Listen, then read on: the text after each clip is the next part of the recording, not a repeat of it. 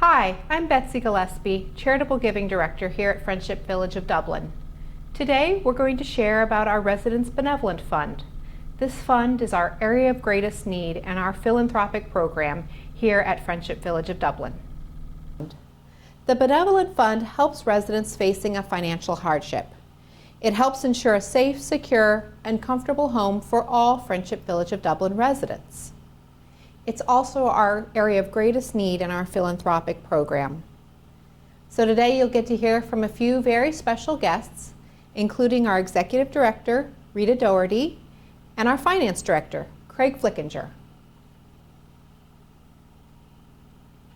So the Benevolent Fund here at Friendship Village of Dublin is incredibly beneficial. And the reason that we're asking for some support for specifically the Benevolent Fund is because just like all of you, we have 500 residents here and each of them have a different story.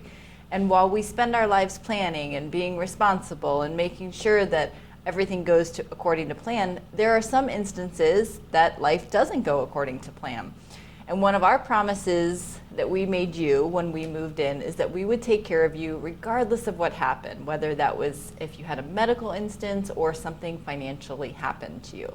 And that's why we're asking for some support related to the Benevolent Fund, is because we want to make sure that we can support you in whatever way we can to allow you to have your best life here at Friendship Village. One of the things that I love most about this community is the friendliness and the culture that we have here, and the fact that people genuinely care about each other and are supportive of each other and their endeavors and their desires and their needs. And this Benevolent Fund has been in existence for 20 years, and that culture has gone back 20 years. A lot of the dollars that we are now utilizing come from 20 years of people and 20 years of the culture of Friendship Village supporting our now residents that live here. And what's important for us today to talk about is that, again, we've had 20 years of this fund being in existence.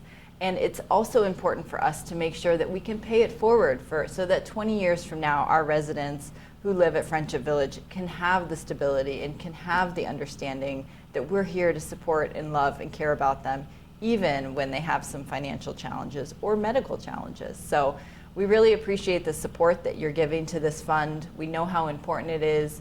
We know and appreciate all of you so much. The need at Friendship Village for use of our Benevolent Fund has grown a little bit over the last several years. I would say I've been here almost 7 years now, and for most of the first half of that tenure at least, we had 1 to 3 residents at most on the Benevolent Fund, and I'd say the last 2 years in particular, 5 or 6 residents have needed that fund. I think there's a couple different things going on. One is obviously our residents are living longer. And 2 is, and many of you can probably attest to this in your own life, most of the folks who need assistance have been here 10, if not 15 years. And if you can remember that long ago, interest rates were quite different. So the investment environment back then, when a lot of folks had CDs and were getting 4 and 5% and are now, if you're lucky, you might be getting 2 and mostly less than 1%. So the return on our investments are not as great. So as you use your principal, you're getting less interest, and that just kind of gets you back to needing some assistance as you've outlived your assets.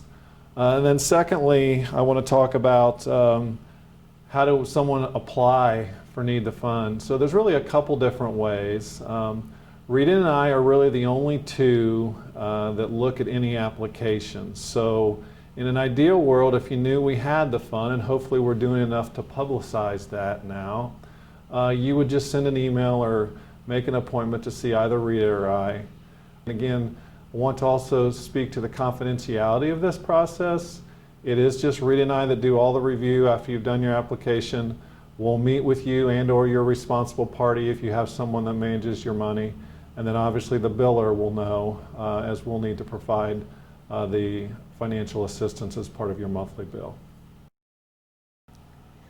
Our next guests are residents who are current donors to the Resident Benevolent Fund. They're helping to ensure that this fund is available years into the future and they're going to share with us today why they think it's important for people who care about Friendship Village of Dublin to support the Residents Benevolent Fund.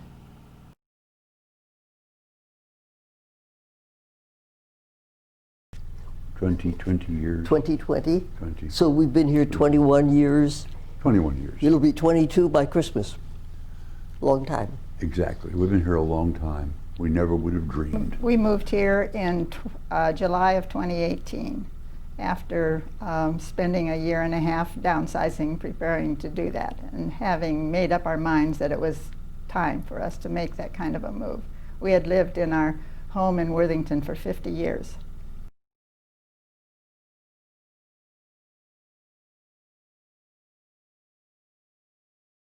Our first contribution to the Benevolent Fund was in 2020.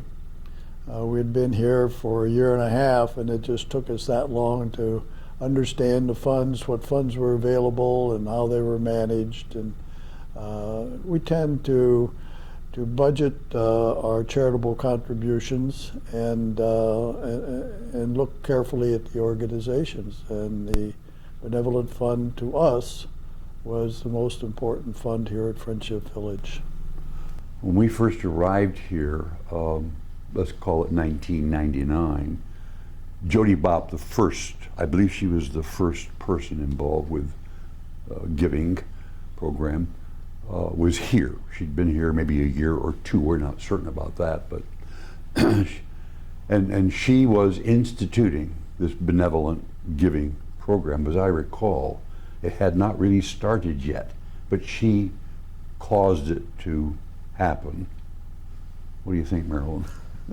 I remember Jim Breakmeyer, who was the next person. Yes. In 2008. I remember specifically asking him about where the apostrophe should go when I write Residents Benevolent Fund. Yeah. Anyway, it sounded like a good idea to us. It was a long time ago. No. And so we decided to be contributing to it.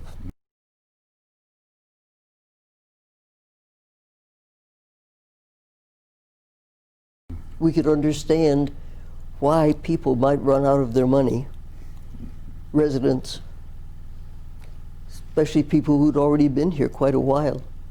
And we could understand that people who came in assuming that they had plenty of money to last the rest of their lives might find out that that wasn't true.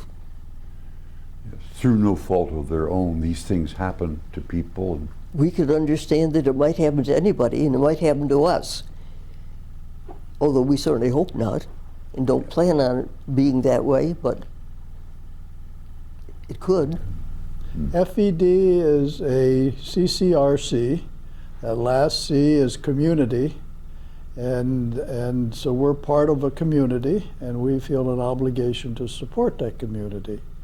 In addition to that, the marketing to us before we moved in, the Benevolent Fund was frequently discussed and frequently one of the things that they marketed. And we were told that we shouldn't be concerned and that someday we'd have to move out, that there would be funding available to do so.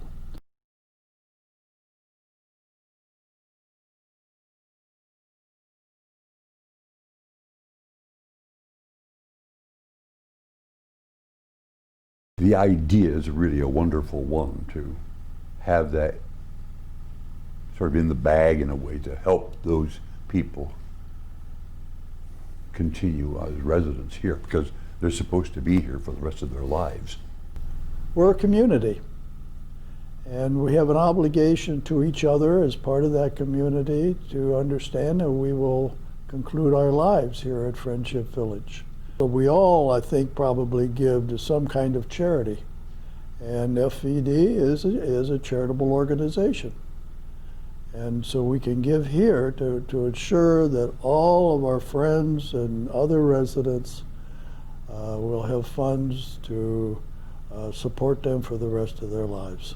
If an unforeseen circumstance comes up that doesn't allow that, then we need to be able to support those folks who have had this difficulty, and because we're part of that community.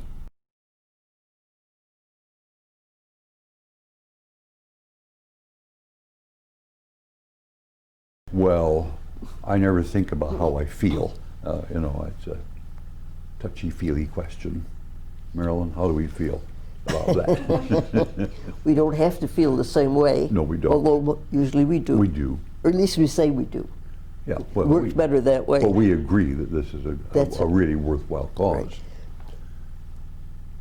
Right. I was brought up to give. I remember that when I was a kid and my allowance was 10 cents a week, a penny went into this envelope over here because that was what I was going to take to church. And so with that kind of a background, it seems very normal to give, but it also feels good to give because you know that out there's an awful lot of need, lots of people hurting, and if you can do a little bit to help, it makes me feel good to do that. Not that I want to brag about it. I don't mean that, but inside makes me feel good. Yes, I would agree with all of that. I have a story that might answer the question of why people should give to the fund. I think it was when our friend Matt was the Charitable Giving Director, and he said he wanted to talk to me because of something that I had done. Well, it turned out that a lady who had died, I didn't know her well, but I knew where she lived, and I'd seen her. I'd said good morning to her, things like that. And when she died, we contributed to the Benevolent Fund in her name. He wanted me to know that it meant so much to her daughter that I was the only one who had contributed money in her name, in her memory. And the daughter was so pleased that she told Matt about that, and he wanted me to know. So there's a reason for contributing when the family knows that their loved one is remembered by other residents. I think it means a lot. It would mean a lot to me. I think it would mean, I know now that it means a lot to the families, children usually, of the person who has died. They like to know that their loved one has meant something. You ask about feelings. Feelings always make folks, me included, emotional. One of the fond memories I have of my mother, because I was raised on a farm. They didn't have much money, and my mother was always cooking and baking, giving food to those folks who needed it. So I grew up knowing it was important to help others who need it. So so Bill and I have been very fortunate to have the resources to be able to do that in our lifetimes. And we were very, we've done it through the church and in our working years, but after we retired, we decided that we needed to give of our time and our talent and our money to all those folks who had needs. So Bill and I have been huge volunteers since we retired.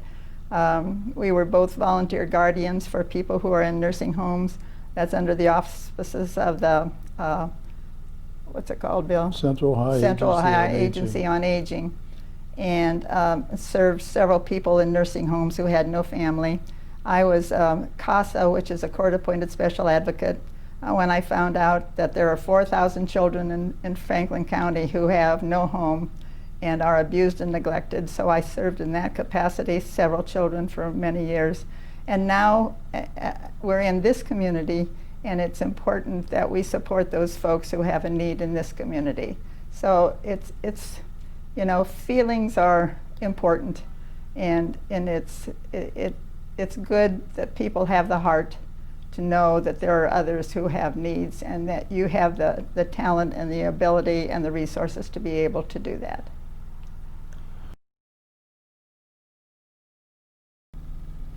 Thank you to our friends for sharing their stories today, and to you for listening.